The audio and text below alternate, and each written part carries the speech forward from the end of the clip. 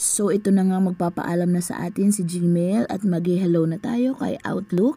So paano gagamitin ito? Using your cell phone. First, go to your Play Store, download it. At yan ang login yan. So i-open natin, mag-add account po tayo ha. Tapos ito skip natin yan kasi NCR pa yan. So ang ilalagay natin dito, enter natin is our DepEd account. Make sure lang po na na-link na natin ito nung unang invitation sa atin, no? Tapos dyan natin ilalagay yung ating DepEd account, tapos password syempre. Tapos once makalagin na tayo, mamaya na natin yung gagalawin dyan, maybe later.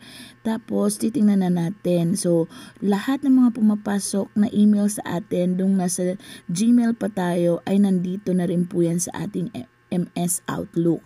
Parehong-pareho. So, ano man yung mga marireceive natin sa email, personal, o kaya naman yung mga emails na expect natin na gamit ang ating DepEd account, same pa rin po yan. Dito lang din yan papasok.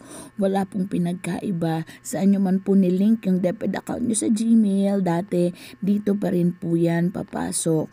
Kaya lahat ng transactions na po natin na through or via email ay dito na po sa ating MS Outlook natin i-check lagi. So, kompleto pa rin naman yung apps niya. Meron din, nakalink po din yung calendar nila, yung ibang applications nila. Mache-check natin yung mga emails or mga links na nakalink sa ating email. So, iyan, yakapin na natin si MS Outlook. Thank you. Bye-bye.